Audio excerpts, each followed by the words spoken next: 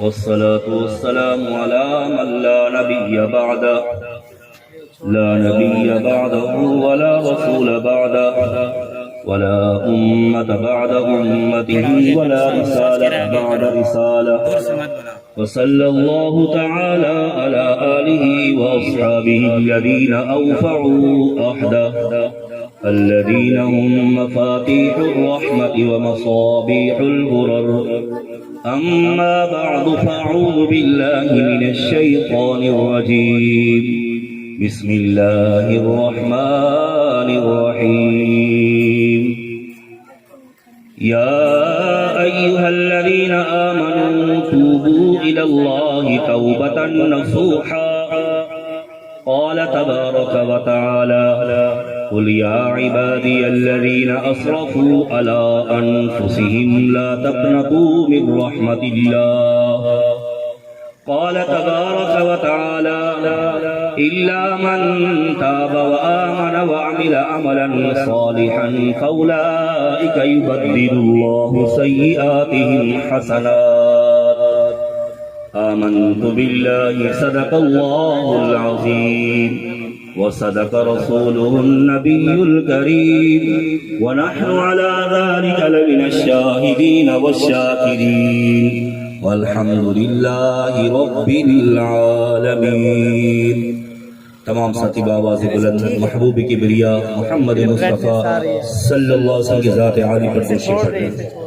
اللهم صل على محمد وعلى آل محمد كما صليت على إبراهيم وعلى آل إبراهيم إنك حميد مجيد.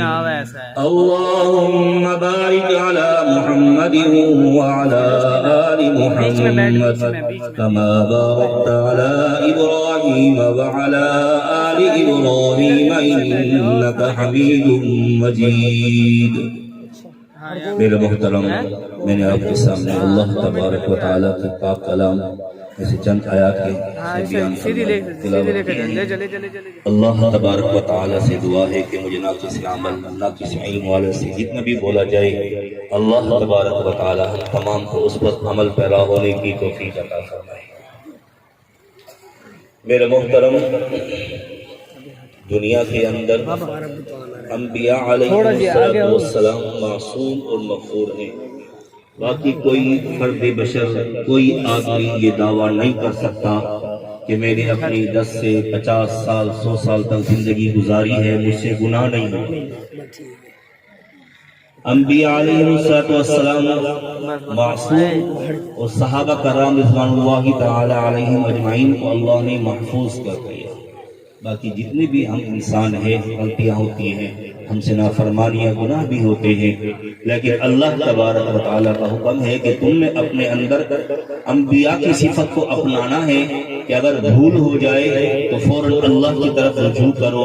جیسے انبیاء علیہ السلام سے کوئی بھول ہو جاتی وہ فوراً اللہ کی طرف رجوع فرماتے، اللہ سے توبہ کر لیتے. شیطان کی طرح نہیں ہونا، غلطی کرنے کے بعد غلطی پہ اترانا، غلطی کے اوپر غلطی کو نہ ماننا، یہ شیطان کی صفت ہے. بلکہ غلطی کو مان لینا یہ انبیاء کی صفت ہے، یہ انسان کے اندر اللہ نے رکھی. تو میرے محترم، اللہ تبارک و تعالیٰ قرآن مجید فرماتے ہیں یا ایھا الذین آمنوا توبوا الی اللہ، اے ایمان والو.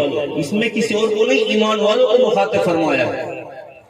ہم اگر کافروں کو دیکھیں تو کافروں سے یہ نہیں پوچھا جائے گا کہ تم نے نماز کیوں نہیں پڑھی، تم نے روزہ کیوں نہیں رکھا، تم نے زکوٰۃ کیوں نہیں دی، تم نے شراب کیوں پی ہے، زنا کے اندر کیوں لگ گئے، سود کے اندر کیوں لگے ہو، رشوتیں کیوں کھاتے ہو. یہ کافر سے نہیں پوچھا جائے گا. اس سے اگر پوچھ ہوگی صرف کلمے کی ہوگی. باقی جس نے محمد صلی اللہ علیہ وسلم کی غلامی کا توق گلے میں ڈالا ہے، لا الہ الا اللہ محمد رسول اللہ پڑھا ہے، تو اس سے یہ سب کچھ پوچھ ہوگی. کیونکہ ان کی مثال تو اندھوں کی ہے. ان کے پاس جو ہے علم والی آنکھیں نہیں ہیں، ایمان والی آنکھیں ان کے پاس نہیں ہیں. اللہ نے ہمیں ایمان والی آنکھیں عطا فرمائی ہیں. اگر کوئی اندھا آدمی گڑھے میں گرتا ہے تو لوگ اس کو ملامت نہیں کرتے بھئی یہ تو اندھا ہے، بلکہ ملامت کس کو کرتے ہیں؟ آنکھوں والا ہونے کے بعد بھی وہ اگر گڑھے میں گرے تو لوگ اس کو ملامت کرتے ہیں، تو آنکھوں والا ہے تو کیوں گڑھے میں گر گرے، تو دیکھ کے نہیں چل سکتا. تو اللہ نے ہمیں ایمان کی اور محمد صلی اللہ علیہ وسلم کے طریقے کی آنکھیں دی ہیں، تو ہم نے دنیا میں اگر چلنا ہے تو محمد صلی اللہ علیہ وسلم طریقے کو پورا کریں گے، اللہ کا حکم اس کے اندر ہوگا۔ اللہ تعالیٰ فرما رہے ہیں کہ کوئی بھی آدمی بڑے سے بڑا گناہگار ہو، عاجزی کے ساتھ میرے در پہ آ جائے نا، میں اس سے گناہوں کو معاف کر دیتا ہوں۔ اس کے اندر یہ شرط نہیں رکھی کون سا گناہ کیا ہے، کون سا گناہ نہیں کیا ہے، کتنی عمر ہے، کتنی عمر نہیں ہے، اس کے اندر یہ نہیں ہے، ایک دفعہ ندامت کے ساتھ آج تو صحیح ہے۔ موسیٰ علی نبینا علیہ الصلوۃ والسلام، واللہ عالم، ایک واقعہ آتا ہے کہ قحط سالی ہے، قحط سالی، اب پورے کے پورے انسانوں کو لے کر مجمع وہاں گراؤنڈ میں بڑے زمینوں کے اندر بیٹھے ہیں، اپنے بستی چھوڑ کر، گاؤں چھوڑ کر، اور وہاں اللہ سے استغفار کر رہے ہیں کہ اللہ قحط سالی کو دور فرما دے۔ اللہ تبارک و تعالیٰ کی طرف سے وحی آتی ہے کہ تیرے اس مجمع کے اندر ایک گناہ گار ہے، اور جب تک وہ گناہ گار اس مجمع میں بیٹھا رہے گا میں بارش رحمت کی نہیں برساؤں گا۔ موسیٰ علیہ نبینا علیہ السلام نے اعلان فرمایا کہ اللہ کے بندے جو بھی ہے گناہ کرنے والا، اس قسم کا گناہ کرنے والا جو بھی ہے، اس کو چاہیے کہ اپنے وبال کی وجہ سے دوسروں کو بھی مصیبت میں ڈال رہا ہے، وہ مجمع سے اٹھ کے چلا جائے۔ اب اس بندے کے دل میں آیا کہ اللہ اگر تو چاہتا تو میرا نام بھی بتا دیتا، تو چاہتا تو میرا قبیلہ بھی بتا دیتا، اللہ تو نے میرا پردہ رکھا ہے، اللہ میں توبہ کرتا ہوں، پچھلے گناہوں سے بھی توبہ کرتا ہوں، آئندہ کی زندگی میں بھی گناہ کرنے سے جیسے میں عہد لیتا ہوں، اللہ اگر میری وجہ سے ان کے اوپر تو نے بارش کو روکی ہوئی ہے، اللہ میں توبہ کر رہا ہوں، ندامت کے ساتھ میں آنسو نکال رہا ہوں، اللہ مجھے معاف فرما دے اور ان پر تو بارش برسا، میری وجہ سے بارش کو مت روکو۔ بندہ کوئی نہیں اٹھا مجمع سے، کوئی نکل کر مجمع سے نہیں گیا ہے، لیکن اللہ تبارک و تعالی نے بارش برسا دی۔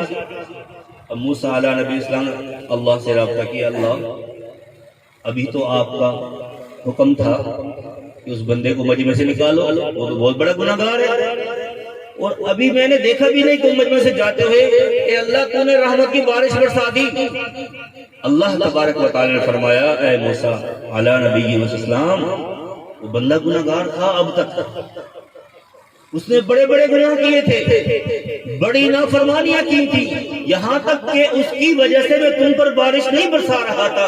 اللہ فرماتے ہیں کہ مجھے اپنے جلال کی، اپنی عظمت کی قسم، میں نے اب جو بارش برسائی ہے اس کی برکت سے تمہیں بارش دی ہے، کہ اس بندے نے توبہ کر لی نا، تو بھائی ندامت کے لیے اعلان کرنے کی ضرورت نہیں ہے، لوڈ سپیکر میں آنے کی ضرورت نہیں ہے، اپنے بیٹھے بیٹھے اللہ مجھ سے گناہ ہو گیا، اللہ تو معاف فرما دے، تو ہی معاف کروانے والا ہے۔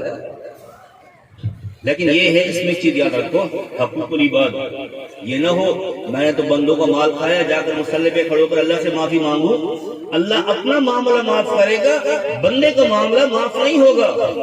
جیسے آپ صلی اللہ علیہ وسلم نے پوچھا نا صحابہ کرام رضوان اللہ علیہم سے کہ میرے صحابہ بتاؤ کہ میرے امت میں مفلس کون ہے، میری امت میں مفلس کون ہوگا؟ اب یہ بات تو ہم سب جانتے ہیں، اردو سمجھا نہیں سر، ہم یہ تو جانتے ہیں کہ مفلس کسے کہتے ہیں، اس کے بعد کچھ بھی نہ ہو بیچارے کے پاس، کچھ کھانے پینے کا بھی نہ ہو، گھر بار بھی کچھ نہ ہو، ہم کہتے ہیں یہ بندہ مفلس آدمی بیچارہ۔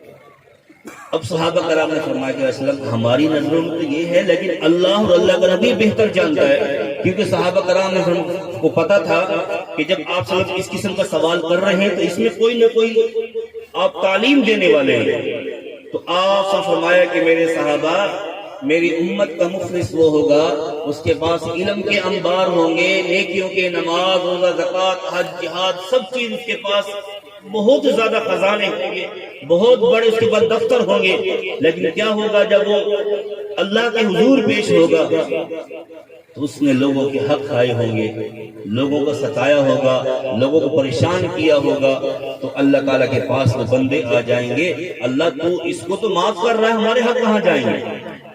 اللہ تو اس کو معاف کرنا چاہتا ہے، ہمارے حقوق ہمیں تو بدلنا چاہیے۔ اللہ فرمائیں گے اچھا چلو بھائی اسے نیکی لے لو، اور جو حقدار ہوں گے نا وہ اس سے اپنے اپنے حصے کی نیکی لے کر چلے جائیں گے۔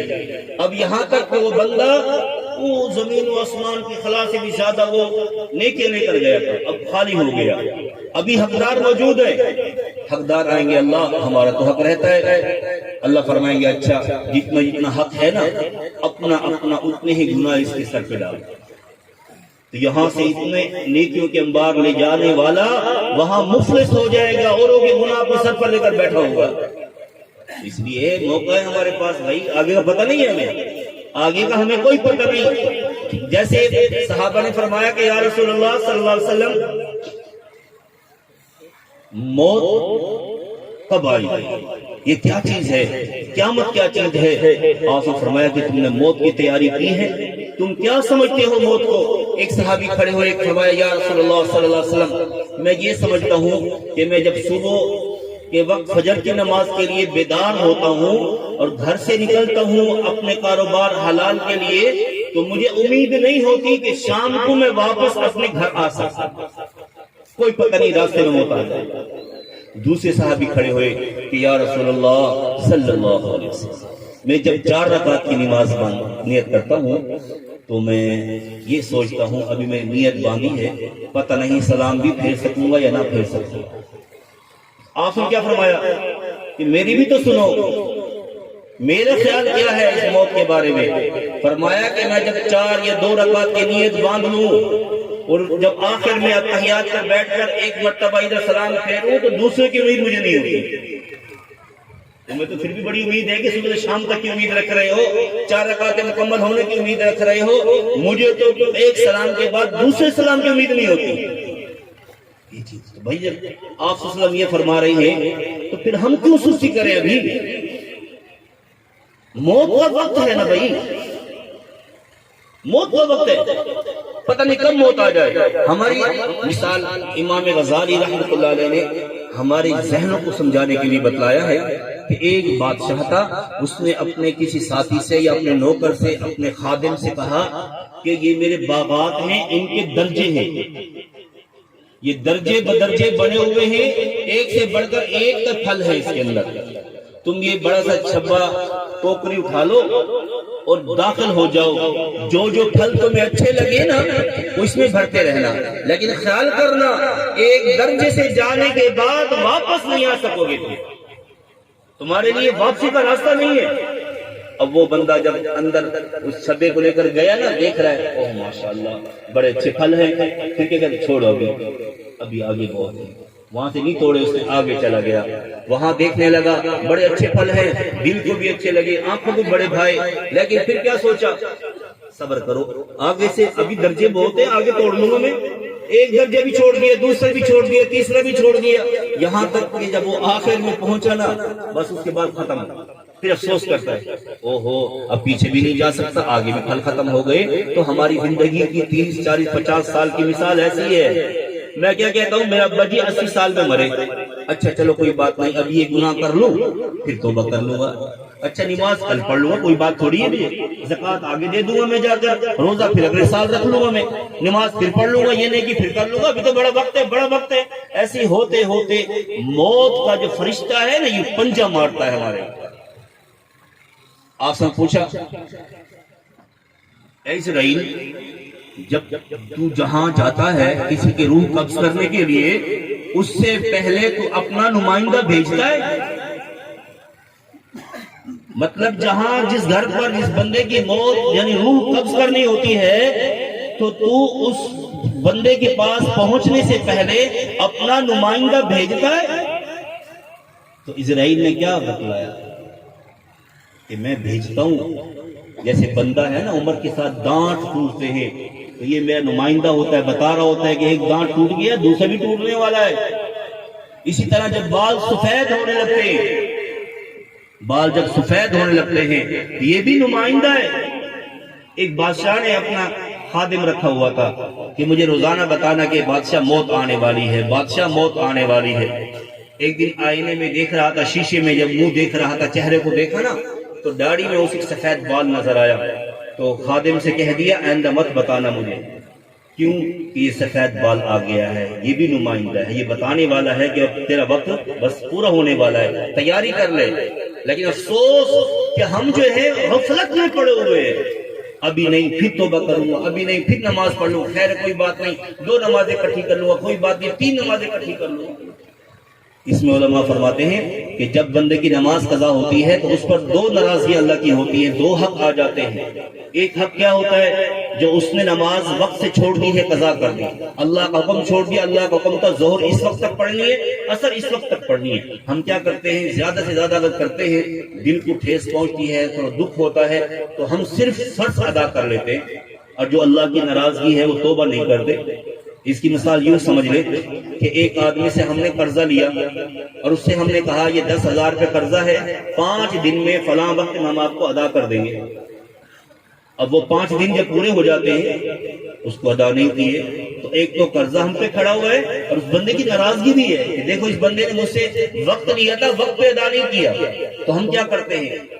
اگر ہم اس کو خالی پیسے دے کے چلے تو وہ کہے گا بڑی افسوس کی بات ہے، معذرت بھی نہیں کی، دیر سے دینے آئے ہیں، معذرت بھی نہیں کی۔ ہم معذرت بھی کہتے ہیں بھائی ناراض مت ہونا، لیٹ ہو گئے تھے۔ تو اسی طرح جب ہم سے نماز قضا ہوتی ہے تو توبہ کرنی ہے، ہم نے فرض بھی ادا کرنا ہے، دوبارہ قضا لوٹانی ہے، اور توبہ بھی کرنی ہے اللہ سے کہ اللہ مجھ سے یہ دیر ہو گئی۔ کیوں؟ بات تو ہماری توبہ کی چل رہی ہے، تو بات سے بات آ رہی ہے۔ موسیٰ علیہ نبینا علیہ السلام کے پاس ایک عورت آئی، بات کو سمجھتے رہے انشاءاللہ، مجھے بھی فائدہ ہوگا، آپ کو بھی فائدہ ہوگا۔ ایک عورت نے آ کر کہا، یہ نماز کے اوپر ہے، آج ہمارے اندر بہت سستی ہے۔ آ کر عرض کیا یا نبی اللہ میرے لیے دعا کر دیں، مجھ سے فلاں گناہ ہو گیا، جس ہماری زبان میں کہتے ہیں منہ کالا کر لیا، اس نے غیر محرم سے ملاقات کر لی۔ اوہو تو نے تو بڑا گناہ کر دیا، تو نے تو اچھا جی، اچھا اس سے بڑا اور ہے کہ میرے پیٹ میں حمل ٹھہر گیا، 9 مہینے کے بعد میں نے اس بچے کو قتل کر دیا۔ اچھا پہلے تم نے ایسے کیا، اب بچے کو قتل کر کے آئی ہے، یہ تو بہت بڑا گناہ ہے، معافی نہیں ہے، دفع ہو جائے یہاں سے۔ وقت نبی جب الفاظ یہ کہہ دے تو عورت تو نا امید ہو گئی، وہ چلی گئی۔ اللہ تبارک و تعالیٰ کی رحمت جوش میں آئی، اللہ تبارک و تعالیٰ نے اپنے فرشتے جبریل صلی اللہ علیہ وسلم کو بھیجا کہ میرے موسیٰ اعلیٰ نبی صلی اللہ علیہ وسلم سے پتہ کریں کیا یہ بہت بڑا گناہ ہے؟ تو انہوں نے آ کر پوچھا نا کہ اللہ پوچھ رہے ہیں کہ یہ بہت بڑا گناہ ہے؟ اور فرمایا کہ ہاں یہ بہت بڑا گناہ ہے، بہت بڑا گناہ ہے، پہلے یوں کر لیا پھر بچے کو بھی قتل کر دیا۔ انہوں نے کیا جواب دیا کہ اللہ تعالیٰ فرما رہے ہیں کہ جو بندہ نماز میں سستی کرتا ہے وہ اس سے بھی بڑا گناہ کرتا ہے۔ اندازہ لگا لو، نماز چھوڑنا تو بڑے گناہ ہیں، یہ عام سا ہے کہ جو سستی کر کے پڑھتا ہے، چلو بھی ٹھیک ہے عصر میں 2 کر دیں گے، مغرب میں 3 کر لیں گے، کوئی بات نہیں، لوٹا لیں گے۔ ایک اللہ والے کو شیطان ملا، اس اللہ والے نے اس سے کہا میں تو اللہ اللہ کر کے تھک گیا ہوں، اب میں تجھ جیسا بننا چاہتا ہوں، تیری پارٹی میں آنا چاہتا ہوں۔ ہر پارٹی کے اپنے اصول ہوتے ہیں نا، میں تیری جماعت میں آنا چاہتا ہوں تو اصول بتلا دے۔ اس نے کہا 2 اصول یاد رکھ، ایک اصول یہ ہے قسمیں کھایا کر، جھوٹی ہوں سچی ہوں، قسم کھایا، بس قسم پہ قسم چلتا رہے۔ اس عام فرمایا کہ جو بندہ قسم کھانے کا عادی ہو نا وہ منافق اور جھوٹا ہوتا ہے۔ ایک تو قسمیں کھایا کر، اور دوسرا میں یہ نہیں کہتا کہ نماز مت پڑھ، نماز پڑھ تو لیکن بٹھانا کر دے، 2 وقت میں ایک وقت میں 2 پڑھ لی، ٹائم سستی کر کے پڑھتا رہے۔ تو اللہ والے فرمانے لگے کہ زندگی میں یہ 2 کام نہیں کروں گا۔ شیطان کیا کہتا ہے؟ اوہو میرا راز نکل گیا، میں آئندہ کسی کو اپنا راز نہیں بتاؤں گا، لیکن اللہ نے ہم جیسے کو یہ راز پہنچا دیا ہے کہ شیطان ہم سے یہ نہیں کہتا کہ نماز نہ پڑھو، سستی کرو۔ تو یہ زنا سے بھی برا ہے، قتل سے بھی برا ہے جو سستی کر کے نماز پڑھتا ہے۔ تو توبہ کرنی ہے۔ ہم تو صبح کی نماز چھوڑ دیتے ہیں، سستی کے اندر کوئی پروگرام ہمارا آ جائے، نمازیں ایسی چلی جاتی ہیں، دوستوں میں بیٹھے ہیں نماز چلی جاتی ہے۔ تو توبہ ہے، نماز بھی پڑھنی ہے، توبہ بھی کرنی ہے۔ اللہ فرما رہے نا قُلْ يَا عِبَادِيَ الَّذِينَ أَسْرَفُوا عَلَىٰ أَنفُسِهِمْ لَا تَقْنَطُوا مِن رَحْمَةِ اللَّهِ، اے میرے محبوب محمد صلی اللہ علیہ وسلم، قل آپ کہہ دیجئے میرے بندوں کو جنہوں نے میری نافرمانیاں کی ہیں، زیادتی اپنی، جو نافرمانی کرتا ہے نا وہ اللہ کے ساتھ نہیں ہے معاملہ، اس کا اپنی ذات کے ساتھ ظلم کر رہا ہے، وہ اپنی ذات کے ساتھ ظلم کر رہا ہے۔ تو اللہ کیا فرما رہے ہیں؟ جس بندوں نے اپنے نفسوں پر ظلم کیا ہے وہ نا امید نہ ہو میری رحمت سے، میں بخشنے والا ہوں، آ جاؤ میرے در پہ ندامت کے ساتھ آ جاؤ۔ ایک بابا جی ہے 90 سال کو بوڑھا ہے، زندگی میں کبھی اللہ کا گھر نہیں دیکھا، کبھی مسجد میں نہیں آیا، نماز نہیں پڑھی، قرآن شریف کبھی نہیں پڑھا، گناہوں میں لگا رہا، پوری زندگی گناہ ہی کرتا رہا، نافرمانیاں کرتا رہا۔ آخر میں جب 90 سال 100 سال 80 سال عمر ہو گئی، اب اس کے بولنے کی طاقت ختم ہو گئی، سننے کی طاقت ختم ہو گئی، دیکھنے کی طاقت اس کی ختم ہے، بازوں میں طاقت ختم ہو گئی ہے، اور کمر جھک گئی ہے۔ بیوی نے بھی دور کر دیا، اپنا مطلب پورا ہو گیا، اس کو مال جمع کروا دیا اس نے حلال حرام طریقے سے، بچے بھی خوش ہو گئے، ہمارے بڑے بنگلے بنوا دیے، ہمیں کیا ضرورت ہے بجھی کی، جو اس کے نیچے ماتحت تھے وہ بھی خوش ہو گئے کہ افسر نے ہمیں بھی کھلا دیا، ہم کیا کریں اس کا۔ اب وہ لٹ پٹ کر لاٹھی ٹیکتے ہوئے لڑکھڑاتے قدموں کے ساتھ جب وہ اللہ کے دربار میں حاضر ہوتا ہے اور کہتا ہے اللہ میں 90 سال تیری نافرمانی کی ہے، میں نے اپنی بیوی کو خوش رکھا، اپنے بچوں کو خوش رکھا، اپنے دوست احباب کو، اپنے نیچے اوپر والوں کو خوش رکھا، تجھے ناراض کرتا رہا، اللہ آج ان سب نے مجھے جھٹکار دیا ہے، مجھے دھکے لگا دیے، مجھے بھگا دیا ہے، اللہ تیرے در پہ آیا ہوں، تو مجھے نہ دھتکارنا۔ خدا کی قسم اللہ کی رحمت جوش میں آتی ہے، اللہ کی طرف سے آواز آتی ہے، اے میرے بندے تو نے مانا کہ تو نے مجھے بہت ناراض کیا ہے، تو نے میری بہت نافرمانیاں کی ہے، لیکن تو جب چل کر آ گیا ہے ندامت کے ساتھ تب تو آ گیا ہے، تو آج میری رحمت کو بھی دیکھ لے۔ اللہ تبارک و تعالیٰ کی رحمت اس کو اپنے آغوش میں لے لیتی ہے۔ اور کیا ہوتا ہے، اللہ فرماتے ہیں کہ تو نے توبہ کی ہے، تیرے پچھلے گناہ معاف کر دیے، اب اگلے کے لیے تو اب تیاری کر۔ ہاں اللہ کی رحمت بہت ہے۔ ماں جو ہے بڑی شفیق ہے، مشفق ہے، لیکن اللہ کی ذات ماں سے 99 درجے شفیق ہے۔ جب ماں آسانی سے مان جاتی ہے تو اللہ نہیں مانے گا؟ اللہ کیوں نہیں مانے گا بھائی؟ سوچنے کی بات ہے۔ جیسے واقعہ آتا ہے نا، ایک آدمی کے لیے قیامت کے دن فیصلہ ہو گیا، اس کو جہنم میں ڈال دو، وہ رو رہا ہے، لڑکھڑا رہا ہے، اللہ اللہ مجھے معاف کر، اللہ مجھے معاف کر، لیکن فرشتے لے کے جا رہے۔ اچانک یہ ہمارے گھومے کہتے ہیں نا، اوپر والے بال پلکوں کے بال بڑے ہوتے ہیں، نیچے والے چھوٹے ہوتے ہیں، تو چھوٹا سا بال اللہ کے دربار میں حاضر ہوگا، اللہ پوری زندگی گناہ کی ہے اس نے، تجھے ناراض کیا، محمد صلی اللہ علیہ وسلم طریقے کو چھوڑ دیا اس نے، لیکن اللہ میں گواہی دیتا ہوں کہ ایک دن اس نے تیرے فرمان کو سن کر ندامت سے آنسو نکالے تھے، اور اتنا سا آنسو آیا تھا کہ مجھے گیلا کر دیا۔ اللہ کیا فرمائیں گے کہ یہ میرے ڈر سے، ایک بال کی گیلے ہونے میں کتنا پانی لگتا ہے۔ اللہ کی رحمت ہے نا، بہانے سے بندے کو معاف کرتی ہے۔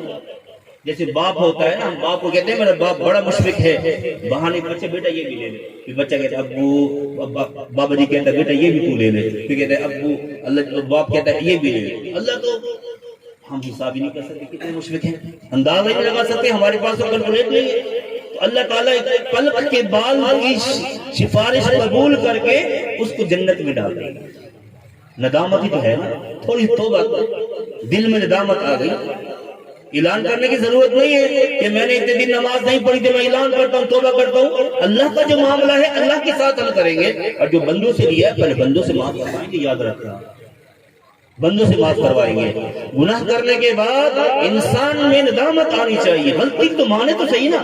آج ہمارے ابا جی سے بیٹا ٹکراؤ کرتا ہے، بھائی سے بھائی ٹکراؤ کرتا ہے، میاں بیوی میں ٹکراؤ ہو رہا ہے، بہن بھائیوں میں ٹکراؤ ہو رہا ہے۔ وہ کیا ہوتا ہے، ہم چدے پہ چدہ ٹھہرانے کی کوشش کرتے ہیں، غلطی نہیں مانتے۔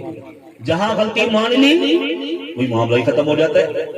ابھی ہم یوں مثال سمجھ لیں، ایک آدمی ہمیں پیچھے سے آ کر موٹر سائیکل مارے اور ہمیں کوئی نقصان نہ ہوا ہو، اور وہ یہ کہے صوفی صاحب دیکھ کر چل، ہمیں غصہ آتا کہ نہیں آتا؟ اللہ کے بندے ٹکر بھی لگائیے، پھر آگے سے تو آگے بول بھی رہے، اور نقصان نہیں ہوا ہمارا، ہم پھر بھی غصہ دکھائیں گے اس کو۔ لیکن کوئی آدمی آ کر ہمیں نقصان پہنچا دے، اس کے بعد کہے او ہو بھائی معافی چاہیے، معاف کر دے، مجھ سے غلطی ہو گئی، بس معاف کر دو بھائی، مجھ سے غلطی ہو گئی، تو ہم کیا کہتے ہیں، اب کیا کہوں، اس نے تو معافی مانگ لی۔ دوسرا کہتا ہے بھائی بدلہ تو لے، وہ کہتا ہے بھائی میں کیسے بدلہ لوں، اس سے تو معافی مانگ لی مجھ سے، جب اس نے ندامت کر لی، اس نے اپنی غلطی کو مان لیا، میں کیا کروں اس کے ساتھ؟ تو اللہ تبارک و تعالیٰ کی ذات تو ارحم الراحمین ہے، وہ تو غیور ذات ہے، اس کا تو کس کے ساتھ معاملہ ہی نہیں ہے. جب یہ آیت مبارکہ اتری نا ان تعذبهم فانهم عبادك وان تغفر لهم فانك انت العزيز الحكيم، آپ صلی اللہ علیہ وسلم نے ساری رات مصلی پہ کھڑے ہو کر اس آیات کو پڑھا، بار بار پڑھا. اس کا مطلب کیا بنایا کہ ان تعذبهم فانهم عبادك، اے اللہ اگر تو عذاب دینا چاہے تو تیرے ہی بندے ہیں. مثال یوں سمجھ لو، ایک باپ اپنے بچے پر غصہ ہوتا ہے، اس کو مارتا ہے، پیٹتا ہے، اور کوئی بندہ چھڑانا چاہے تو وہ نہیں چھوڑتا، مار رہا ہوتا ہے. آخر ہم کیا کہتے ہیں؟ اچھا بھائی مار تیرا بیٹا. ہم کیا کہتے ہیں؟ ایسی ہوتا کہ نہیں ہوتا؟ بھائی تیرا پتر ہے تو مار جو کرے ہے، ایسا کیا کر سکتے ہیں؟ تو یہاں ان تعذبهم فانهم عبادك، اے اللہ اگر تو ان کو عذاب دے تو تیرے بندے کو پوچھ سکتا ہے اللہ سے؟ کوئی پوچھنے والا ہے؟ اللہ نے کسی سے مشورہ کرنا ہے؟ اللہ کی کوئی جماعت ہے جو جماعت کے اندر کسی سے مشاورت ہوگی، میٹنگ کریں گے کہ اس کو عذاب دو کہ نہ دو؟ اللہ تو اگر عذاب دینا چاہے تو تیرے ہی بندے ہیں.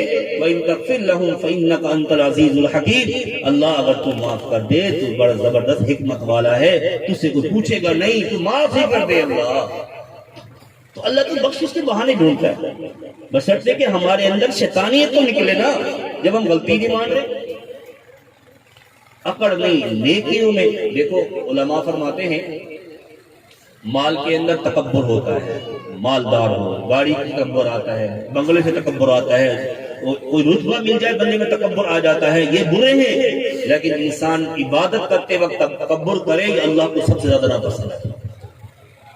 بندہ یہ تو سوچے کہ توفیق کس کی ہے، اللہ توفیق نہ دیتا پھر کیا کرتے؟ میں یہ کہوں کہ میں عالم بن گیا، میں حافظ بن گیا، میں تو ساری ساری نفلیں پڑھتا ہوں، اب اس میں تکبر کی چیز کی؟ اللہ اگر توفیق نہ دے تو کیا کریں گے؟ ایک بزرگ تھے، ان سے کوئی گناہ ہو گیا، اس کے بعد اپنے اندر کو ایسی بات اس کے سمجھ میں نہیں آئی، اور ایک دن اللہ سے کہتا ہے اللہ تو کتنا غفور رحیم ہے کہ میں نے گناہ بھی کیا تھا تو نے مجھے پکڑا نہیں ہے. بھی آواز آتی ہے، دل میں القاء ہوتا ہے کہ میرے بندے تو اس دن سے پکڑ میں ہے تو یہ پتہ بھی نہیں ہے. اللہ وہ کون سی پکڑ ہے؟ اللہ نے فرمایا کہ تو پہلے بلا ناغہ تہجد پڑھتا تھا، جب سے گناہ کیا ہے تہجد پڑھی؟ بتا نہیں پڑھی، تو سے توفیق چھین لی ہے. تو آج ہم کہتے ہیں آنکھ نہیں کھلتی، آنکھ کھلتی ہے، اللہ جسے پسند کرتا ہے اس کو اٹھا کر لاتا ہے. علماء فرماتے ہیں تہجد کے وقت میں 3 جماعتیں بن جاتی ہیں. ایک وہ ہوتے ہیں اللہ تعالیٰ فرشتوں سے فرماتے ہیں جاؤ یہ بندے اٹھاؤ، یہ میرے بندے ہیں، یہ میرے سامنے آئیں گے، ان کا آنا مجھے بہت پسند ہے، ان کا آنا مجھے بہت پسند ہے، ان کو اٹھاؤ. فرشتے جا کر ان کو سہلاتے ہیں، اٹھاتے ہیں، وہ بندے اٹھ کر اللہ کے حضور تہجد پڑھتے ہیں. اور دوسرے بندے وہ ہیں اللہ فرماتے ہیں ان کو اٹھانے والی طریقے سے مت دبانا، سوئے رہیں، ان کا سونا بھی عبادت ہے، علماء حق ہوتے ہیں. تیسرے وہ ہیں اللہ فرماتے ہیں یہ اٹھنے لگے پھر بھی مت اٹھنے دینا. جیسے ہم کہتے ہیں نا آنکھ کھلتی ہے، میں نے سوچا 2 منٹ سو جاؤں، تو 2 منٹ جو ہے 2 گھنٹے گزر جاتے ہیں. تو اللہ فرماتے ہیں یہ بندے مجھے ناپسند ہیں، میں نہیں چاہتا کہ میرے بندوں کے سامنے صبح آ جائیں، ان کو سونے دو، یہ گناہگار بندہ ہے. تو ہر چیز کا عمل اور عمل کی توفیق اللہ کی طرف سے ہوتی ہے، اس لیے انسان عبادت کرے، عبادت میں تکبر نہ ہو. 2 واقعے ایسے آتے ہیں. ایک واقعہ یوں ہے کہ بنی اسرائیل کے اندر 2 آدمی بڑے مشہور تھے. ایک آدمی عابد کے حساب سے اور ایک آدمی گناہگاری کے حساب سے بہت مشہور تھا. جو عابد تھا تو ایک دن گناہگار وہاں سے گزر رہا تھا تو دیکھا عابد ایک جگہ ٹیک لگا کے بیٹھا ہوا ہے، فل دھوپ ہے، دھوپ کے اندر فرشتوں کا سایہ ہے. تو گناہگار آدمی اندر ندامت لاتا ہے، کہتا ہے کہ یہ جتنا نیک ہے اللہ کو اتنا راضی کیا ہوا ہے اس نے کہ اللہ تبارک و تعالی نے اس کے لیے دھوپ سے بچنے کے لیے سبب سایہ کیا ہوا ہے، اور میں کتنا رزیل قسم کا بندہ ہوں، اللہ کو کتنا ناراض کرتا ہوں، کیوں نہ میں آج اس اللہ والے کے ساتھ قرب حاصل کر لوں، اس کی برکت سے اللہ مجھے معاف کر دے گا. وہ گناہگار جب اس نیک کے پاس بیٹھنے لگا، نیک کے دل میں تکبر آیا، دفع ہو جا، تو میرے ساتھ اتنا بڑا گناہگار ہے، یوں ہے، اس کو بھگا دیا. اللہ کی طرف سے آواز آتی ہے کہ اے نیک آدمی، تو نے بہت نیکیاں کی تھی لیکن تو نے میرے بندے کو ہلکا جانا اور نیکی پر تکبر کیا. اس تکبر کی بنا پر میں تیرے تمام نیک اعمال پچھلے ختم کر دیے.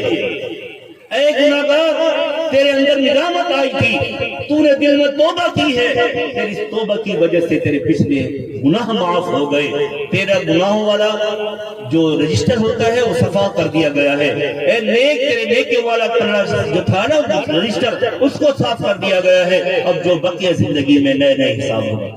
چلو تکبر کی بنا پر بھائی نیکی ختم ہو جاتی ہیں، چلتے پھرتے توبہ بندہ کرتا رہے۔ ہماری اتنی نماز ہے ایسی جو اللہ کے عرش کو ہلائے گی۔ جب آپ صلی اللہ علیہ وسلم فرماتے ہیں ما عبدناک حق عبادتک وما عرفناک حق معرفتک، آپ صلی اللہ علیہ وسلم جس کے لیے اللہ نے یہ تخلیق کی ہے دونوں جہان کی، اللہ فرما رہے کہ اے محبوب اگر میں تجھے پیدا نہ کرنا ہوتا تو یہ دنیا نہ بناتا۔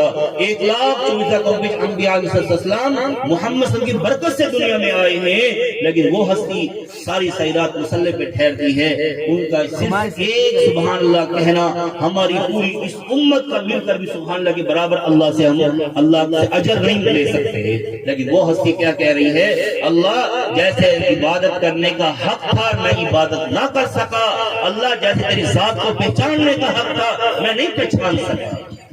ہم کیا کہتے ہیں جب محمد صلی اللہ علیہ وسلم کے الفاظ ہوں تو ہم کیا ہے بھائی سوچ سکتے ہیں نا، لیکن پھر بھی اللہ کا فضل ہے محمد صلی اللہ علیہ وسلم کی برکت سے اللہ نے ہمیں چلایا ہوا۔ ٹوٹی پھوٹی عبادت اللہ ہم سے کراتا ہے، لیکن جب بھی ہم کوئی عبادت کرے اللہ تیرے حق اور تیرے شان کے مطابق نہ کر سکا تو مجھے معاف کر دیو، یہ اللہ کو الفاظ بڑے پسند ہوتے ہیں۔ جیسے ایک بندہ گناہ کرتا ہے نا، گناہ کر لیتا ہے، اچھا گناہ کرنے کے بعد توبہ کرتا ہے، اے میرے رب مجھے معاف کر دے، اللہ فرشتوں سے فرماتے ہیں یہ بندہ کمزوری میں گناہ کر بیٹھا ہے لیکن اس کے دل میں ڈر ہے کہ اس کا رب بھی ہے جو اس کو پکڑنے والا ہے، فرشتوں گواہ ہے جاؤ میں نے اس کو معاف کر دیا۔ پھر بندہ وہ کچھ وقت گزارتا ہے، پھر گناہ کر لیتا ہے، پھر اللہ سے توبہ کرتا ہے، اللہ پھر فرشتوں کو مخاطب کر کے فرماتے ہیں کہ اس بندے نے گناہ تو کر لیا بشری تقاضے سے لیکن توبہ بھی کر لی اس نے تو میں نے اس کو معاف کر دیا۔ اس لیے اللہ فرماتے الا من تاب وآمن وعمل عملا صالحا، صرف توبہ کرنا بہت نہیں ہے، صرف ایمان لانا بہت نہیں ہے، بلکہ ایمان کے ساتھ نیک اعمال بھی شرط ہے۔ تو اللہ کیا فرما رہے جب تم توبہ کر لو، جیسے قرآن شریف میں آتا ہے نا ما یفعل اللہ بعذابکم ان شکرتم وآمنتم، یہ استفہامی ہے۔ جیسے بچہ آتا ہے نا ابا جی مجھے مارو گے تو نہیں، استاد صاحب مجھے مارو گے تو نہیں، استاد صاحب کہتا ہے جب تم نے سبق صحیح سنایا، سب کی صحیح سنا دی، منزل صحیح سنا دی، باپ کہتا ہے بیٹا تو نے جب کوئی نقصان نہیں کیا، میری نافرمانی نہیں کی ہے تو میں تجھے کیوں ماروں گا؟ تو اللہ تبارک و تعالیٰ بھی کیا فرما رہے ہیں اے بندے ما یفعل اللہ، اللہ فرما رہے اے میرے بندے بعذابکم، میں تجھے عذاب دے کر کیا کروں گا مجھے تو بتا۔ ان شکرتم وآمنتم، جب تو ایمان بھی لے آئے گا اور میری نعمتوں کا شکر بھی ادا کرے گا تو میں تجھے کیوں عذاب دوں گا بتا، کیوں اللہ تعالیٰ عذاب دے بتاؤ تو صحیح نا۔ اللہ کو اگر بندوں سے محبت نہ ہوتی تو ہم ایسے بیٹھے ہوتے، اللہ محبت کرتا ہے۔ جب اللہ نے کسی کافر کے لیے حکم نہیں دیا کہ خواہ مخواہ اس کو مارو تو ایک مومن کے لیے کیسے اللہ اجازت دے گا کسی کے مومن کو تکلیف پہنچاؤ؟ تو اس لیے جب بھی ہم نیک عمل کریں، اللہ برائی سے ہمیں بچائے، ہم جب بھی نیک عمل کریں نیک عمل کرنے کے بعد توبہ ضرور کر لیں۔ اللہ جو میں نے عمل کیا ہے، میں نے ظہر کی نماز پڑھی ہے، عصر کی نماز پڑھی ہے، اللہ یہ میں نے قرآن مجید کی تلاوت کی ہے، اللہ تیری توفیق سے ہی کی ہے، اللہ تیرے فضل سے کی ہے، لیکن جو حق تھا اس حق سے میں تیرے عبادت نہ کر سکا، اللہ مجھے معاف کر۔ ہاں توبہ ضروری ہے، توبہ انسان ضرور کرے، ہونی بھی اسی توبہ ہے۔ اب یہ کیسا ہو سکتا ہے میں اس والے بندے سے 10,000 کا لے کر اس سے معافی مانگ رہا ہوں، بھائی تو مجھے معاف کر دے، بھائی تو مجھے معاف کر دے، تو بندے مجھے سمجھائیں گے نہیں کہ پیسے تو نے اس کے لیے معاف اس سے کر رہا ہے، تھپڑ تو نے اس کو لگایا معاف اس سے کروا رہا ہے، تو نے ستایا اس بندے کو معافی اس سے مانگ رہا ہے، کہاں کا انصاف ہے؟ تو یہی چیز ہے جب ہم اللہ کے فضل سے اللہ کی توفیق سے عبادت کریں گے تو اسی سے معافی مانگیں گے نا، جو بڑائی کی چیز کی، دکھلاوا کی چیز کا۔ اگر اللہ توفیق نہ دیتا میں مسجد میں آتا، سب سے بڑی بات یہ ہے جیسے اللہ فرما رہے ثم اورثنا الکتاب الذین اصطفینا من عبادنا، یہ اکثر ہم علماء پر زبان کھول لیتے ہیں، 10 بندوں کی باتیں ہو رہی ہوں گی نا تو ہم سب سے پہلے عالم کے اوپر ٹوک مار دیں. جب بھی کبھی ہماری زبان کھولے گی کسی حافظ کے اوپر ٹوک مار دیں گے. ہم سب ماشاءاللہ بال بچے دار بھی ہیں، سمجھدار بھی ہیں، ہمارے دوست بھی ہوں گے، رشتہ دار بھی ہوں گے. جب ہم کسی دوست کو اپنے گھر لے کر آتے ہیں، یقین سے اپنے دل پہ ہاتھ رکھ کے بتا رہا کہ ہم یہ برداشت کرتے ہیں کہ یہ دوست میرے ساتھ آیا ہے، میرا ابا جی کچھ اس کے بارے میں غلط ہے. ہم یہ برداشت کرتے ہیں؟ بھائی کی برداشت نہیں کرتے، بیوی کی برداشت نہیں کرتے، ابا جی کی برداشت نہیں کرتے. ابا خیال کر، میرا دوست ہے، میرے پاس آیا بیٹھا ہے، بعد میں جو کہنا ہے کہہ لے، ابھی تم کہہ رہے تو سنو. جب اللہ فرما رہا ہے کہ میں جو قرآن مجید دیتا ہوں تو چن کر نکال کر دیتا ہوں بندوں کو، ایسی نہیں دیتا میں کسی کو. ہم 100 روپیہ کا نوٹ کسی کو دیتے ہیں نا تو پوچھتے ہیں یہ بچہ واپس لے آئے گا، بچہ ایماندار ہے، یہ بیماری تو نہیں کر جائے گا، کھا تو نہیں لے گا. 100 کو ہم اتنا کرتے ہیں تو اللہ جس کو قرآن مجید دے گا اللہ نے چنا نہیں ہوگا اس کو پہلے تو 18 مخلوقات میں سے انسان چن لیا، اس کے بعد اللہ نے ایمان سے مالا مال کیا اس کو، پھر محمد عربی صلی اللہ علیہ وسلم کی امت میں اللہ نے پیدا کیا، پھر اللہ نے اس کو قرآن مجید دیا. تو ہم کیوں زبان ایسے اٹھائیں؟ کیوں خواہ پہ جب بھی ہماری زبان کھلتی ہے نا، جیسے اکثر ہم جب بھی، ایک مثال تو ایسی بنی ہوئی ہے، طالب علم تھے تو آپس میں کوئی باتیں کر رہے تھے، کسی استاد کا ذکر ہو گیا، ایک طالب علم سوتے سوتے اپنی رضائی سے منہ نکال کر، چادر سے منہ نکال کہتا ہے کہ تم باتیں کرتے رہو، جب فلاں استاد کی بات ذکر ہو نا مجھے اٹھا دینا، 2-4 گالی میں بھی دے دوں گا. تو ہم نے بھی آج علماء پر، حفاظ کرام پر اپنے طنز کے تیر مارنا اپنا فرض سمجھتے ہیں، حق سمجھتے ہیں کہ میں نے عالم کو گالی دے دی. جو اللہ نے چن کر اس کو دیا ہے اللہ کی چنائی ہے. ہم اس کا مطلب یہ ہوا کہ ہم اللہ کے پسند کو ناپسند کر رہے ہیں، اللہ ہمیں پسند نہیں ہے نعوذ باللہ، تو ہم تو ایمان سے چلے گئے. تو بات وہیں آتی ہے توبہ کرنی ہے، توبہ کرنی. بنی اسرائیل میں ایک آدمی تھا، اتنا گناہگار تھا، اتنا گناہگار تھا کہ اس کو اللہ نے وقت کے نبی سے فرمایا کہ اس کو اس بستی سے نکال دو، حکم فرما دو لوگوں سے کہ اس کے ساتھ کوئی معاملہ نہ کرے، اس کو نکالو یہاں سے. اس کو نکال دیا وہاں سے. وقت گزرتا چلا گیا، گزرتا چلا گیا. ایک وقت ایسا آیا اللہ نے وقت نبی کو حکم فرمایا کہ جاؤ پہاڑ کی چوٹی پر، میرا بندہ فوت ہو گیا ہے، اسے غسل بھی دو، اس کو کفن بھی دو، جو جنازے کا طریقہ ہے وہ بھی کرو. جب وقت نبی اپنے احباب کے ساتھ وہاں پہنچا تو دیکھا تو وہی بندہ ہے جس کو اللہ کے حکم سے بستی سے نکالا تھا، اتنا بڑا گناہگار تھا. اللہ یہ کیا مسئلہ ہے، تیرے حکم سے ہم نے بستی سے نکالا اس کو، اور اب اللہ تیرا حکم ہے کہ ہم اس کا جنازہ بھی پڑھے، غسل بھی دے، کفن بھی دے.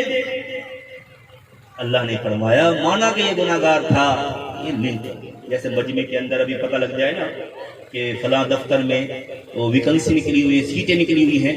اب میں تو سوچوں گا یہاں سے فارغ ہو کر جاؤں گا، کوئی سفارش کرواؤں گا، یا پتہ لگتا ہے بھئی کسی نے لنک کر لیا. لنک کیا ہوتا؟ فوراً موبائل پہ بات ہو گئی، لنک ہو گیا نا دس. تو اللہ نے کیا فرمایا، اے میرے نبی مانا کہ یہ گناہگار تھا، سب کچھ تھا، لیکن اس نے میرے ساتھ لنک کر لیا ہے، اس نے توبہ کر لی ہے اور پکی توبہ کر کے مرا ہے. اللہ فرماتے ہیں کہ میرے عزت و جلال کی قسم ہے اگر یہ میں بنی اسرائیل پر اس کی توبہ تقسیم کر دوں تو پوری بنی اسرائیل بخشی جائے گی. توبہ ہے نا بھائی، اس میں کوئی ٹائم لگتا ہے؟ دل میں ندامت، البقاء عند الندامت. اللہ فرما رہے کہ مجھے ندامت کے ساتھ رونے والا بہت پسند ہے. روتے تو بہت ہیں، کوئی پیسے کے لیے، کوئی کس کے لیے، کوئی کس کے لیے. اگر اللہ کے ڈر کے لیے تھوڑا سا رو لے، اللہ کو اپنے لیے رونا بہت پسند ہے. اس کے ایک قطرے کو ضائع نہیں ہونے دیتا اللہ. ایک آنسو کا جو آنکھوں سے پانی نکلتا ہے نا، جیسے کہتے ہیں نا کہ چشمے سے پانی نکلتا ہے وہ دنیا کی آنکھ کو بجھاتا ہے، اور جو آنکھوں سے پانی نکلتا ہے وہ جہنم کی آنکھ کو بجھاتا ہے. توبہ کریں گے انشاءاللہ. دیکھو اب میں یہ کہوں میں توبہ کیوں کروں؟ میں تو مدرسے میں پڑھاتا ہوں، میں فرشتہ تو نہیں ہوں، میں بھی تو انسان ہوں. تو ہر وقت انسان توبہ کے کلمات اپنی زبان پہ رکھے، اللہ مجھے معاف۔ پہلے پتہ کیا ہوتا ہے، آج کل تو میڈیا آ گیا، موبائل یہ چیز آ گئی، پہلے ہم خود بھی سنتے تھے، کوئی دوست احباب یا کوئی رشتہ دار ملنے کے لیے آتے تھے، 2 دن 4 دن بیٹھتے تھے، کوئی گھنٹہ آدھا گھنٹہ بیٹھتے تھے، تو وہ کیا کہتے تھے، بھائی ہم نے ایک دوسرے کو جو بھی کہا ہے معاف کر دیں، کہا سنا معاف کر دیں، یہ بات ہی ختم ہو جاتی تھی۔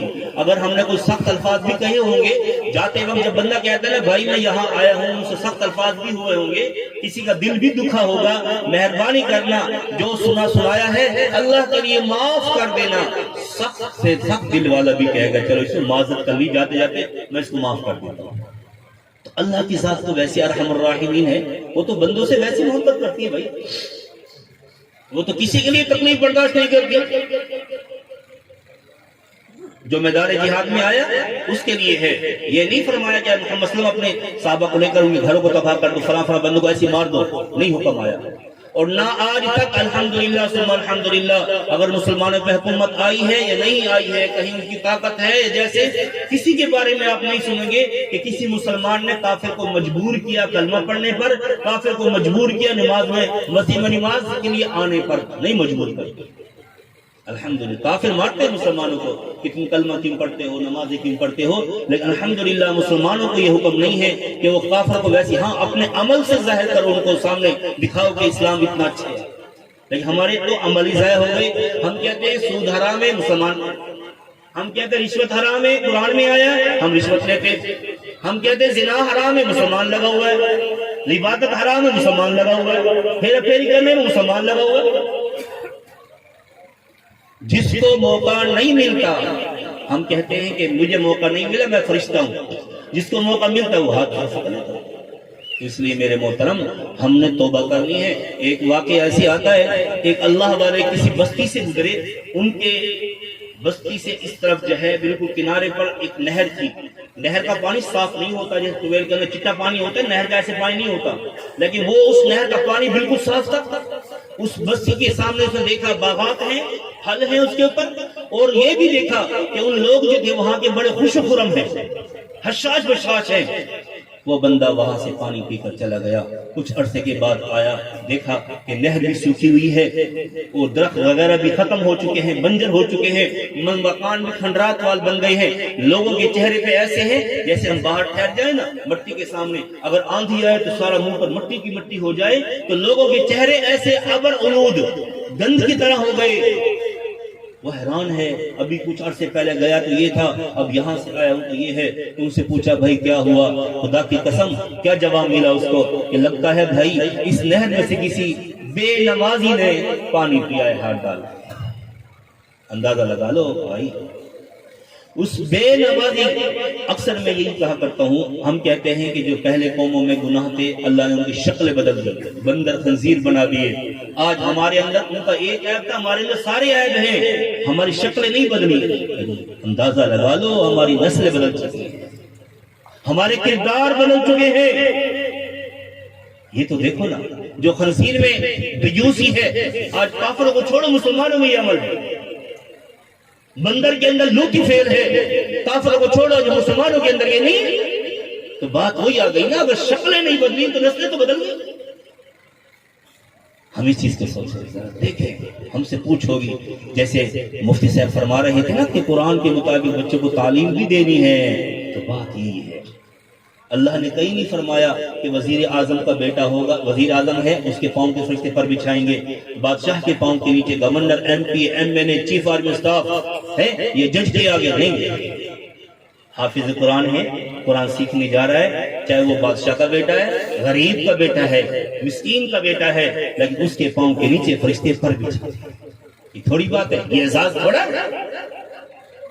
اور فرشتے پر ایسے نہیں بچھاتے خالی بچھے ہوئے، جیسے ہم کسی بزرگ سے ہاتھ ملا کے نا ایسے کرتے ہیں، ایسے سہلاتے ہیں اس کے ہاتھوں کو، مزہ لیتے پھر وہ ایسے برکت کے طور پر یہ اللہ والا ہے ایسے۔ تو فرشتے بھی اس قرآن والے کے پاؤں کے فرشتے پر بچھا کر اپنے پروں کو ایسے مسلتے ہیں کہ کل کو ہم اللہ کو دکھا سکیں کہ اللہ تیرے علم پڑھنے والے کے ہم نے ایسے ادب کیا تھا،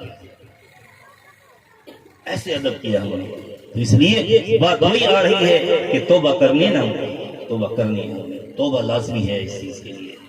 اللہ تعالیٰ جیسے وہ عیسیٰ علی نبینا علیہ السلام کے دور کے اندر بھی مشہور تھا. پہلے میں نے واقعہ بتایا. اور ایسے دو مشہور تھے کہ ایک گناہگار ہے ایک نیکوکار ہے. نیکوکار عیسیٰ السلام کے ساتھ چل کر آ رہا ہے اور گناہگار اپنے گھر سے نکلا کہ یہ وقت اللہ والے کا ہے, میں گھر کے باہر ٹھہر جاؤں, وہ اللہ والا جیسے آئے گا اس کی زیارت کروں گا, اسے مصافحہ کروں گا, اسے معانقہ کروں گا, اس کی برکت سے اللہ مجھے ہدایت دے دے گا, مجھے گناہوں سے اللہ بچا لے گا. تو عیسیٰ علی نبی صلی اللہ علیہ وسلم آ رہے ہیں, وہ ساتھ وہ نیک آدمی بھی ہے. جیسے ہی گناہگار اس سے ملنے لگا نا, یہ گناہگار ملنے لگا, جیسے اس نے دھتکارا اس کو, برا بلا کہا اس کو, اور یہاں تک کہہ دیا کہ خدا کی قسم اگر یہ جنت میں جائے گا میں تو جنت میں جانے بھی پسند نہیں کروں گا. اگر یہ جنت میں جاتا ہے تو میں جنت میں جانا, جنت کسی کی باپ کی تھوڑی ہے, اللہ جس کو دے دے. چاہے تو اللہ بلال حبشی کو رضی اللہ حبشے سے بلا کر دے دے, اگر نہ چاہے تو ابو طالب جس نے محمد صلی اللہ علیہ وسلم کے اوپر سارے معاملات دیکھے ہیں, مانتا بھی تھا کہ محمد صلی اللہ علیہ وسلم بھی سچے ہیں, ان کا لایا ہوا دین بھی سچا ہے, لیکن اللہ نے ان کو نہیں چاہا. سلمان فارسی کو فارس ایران سے مکہ پہنچا دیا, مدینہ پہنچا دیا, نہ چاہا تو ابو جہل ابو لہب کو. تو بات تو یہ ہے بھائی, توبہ ہے. تو اس نیک آدمی نے کیا کہا کہ بھئی اگر یہ جنت میں جاتا ہے نا تو میں جنت میں جانا بھی پسند نہیں کرتا ہوں. خدا کی قسم اللہ کی رحمت اور اللہ کا غصہ جوش میں آیا. اللہ نے رحمت بھی دکھائی, غصہ بھی دکھایا. فرمایا کہ اے عیسیٰ کہہ دے کہ تو نے میرے بندے کو اتنا ہلکا کیوں کہا, تیری کیا جرت ہے, اگر تو نیکی کرتا ہے تو میری توفیق سے کرتا ہے. اچھا تجھے اس کے ساتھ جنت میں جانا پسند نہیں ہے تو سن, آج کے بعد اس پر جنت واجب کرتا ہوں اور تیرے پر جہنم واجب کرتا ہوں. بس ہو گیا فیصلہ 2 منٹ کے اندر, پوری زندگی کی نیکیاں ختم ہو گئی. اس سے حدیث مبارکہ میں آتا ہے انما الاعمال بالنیات, تمام عملوں کا دار و مدار نیت پر ہے. پھر آتا ہے انما الاعمال بالخواتیم, تمام عملوں کا دار و مدار خاتمے پر. پتہ نہیں ایسے بھی ہوتا ہے پوری زندگی گناہ کرتا رہا, اللہ کو اس کا آخر میں کوئی ایسا عمل پسند ہو گیا ایمان سے مالا مال کر دیا. جیسے ایک ہندو کے متعلق آتا ہے, مسلمانوں کا روزہ ہے, مسلمانوں کے محلے میں رہتا ہے, ہندو ہے, کافر ہے.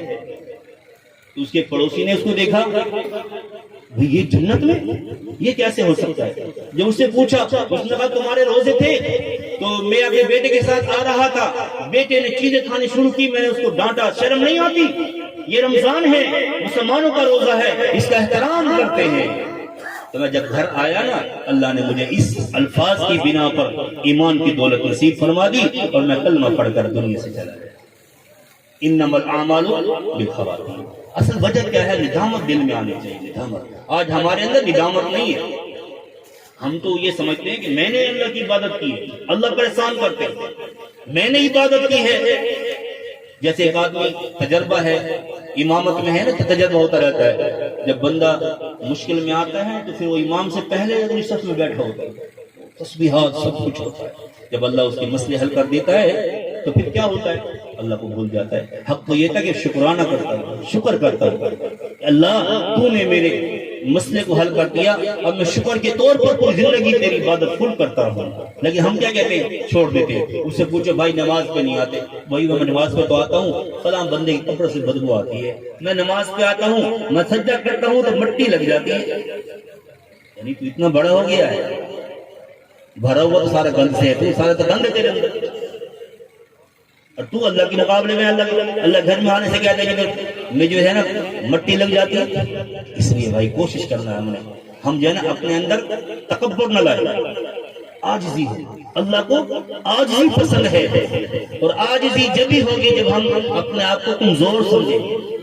جیسے کسی اللہ والے نے پوچھا, اللہ کو خانہ کعبہ میں ملتا ہے, اللہ تو مسجد نبی میں ہمیں ملے گا, اللہ میدان جہاد میں تو ہمیں ملے گا, اللہ تو ہمیں قرآن کی تلاوت کے وقت ملے گا, خانقاہوں میں ملے گا, مرکزوں میں ملے گا. اللہ نے فرمایا نہیں, مجھے مومن کے دل میں دیکھو, میں مومن کے دل میں ہوتا ہوں. اس لیے ہم اپنے آپ کو کمزور سمجھیں, دوسرے کو اپنے سے زیادہ سمجھیں.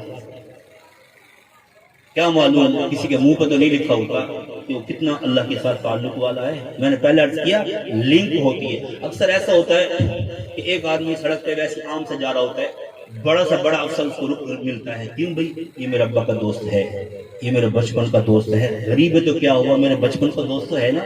تو ایسے ہی بندے کے منہ پر نہیں لکھا ہوتا کہ یہ بندہ کتنا پہنچا ہوا ہے, اس کا کتنا تعلق اللہ کے ساتھ ہے. دیکھو نا حضرت بہلول رحمہ اللہ تعالی, آج کل ہمارے مجنون کیسے ہوتے, اس کو پیٹ اور جیب کا پتہ ہوتا ہے, باقی کچھ پتہ نہیں ہوتا. ہمارے یہ مجنون ہے, وہ بھی مجنون تھے, بہلول مجنون کے نام سے مشہور تھے رحمہ اللہ تعالی.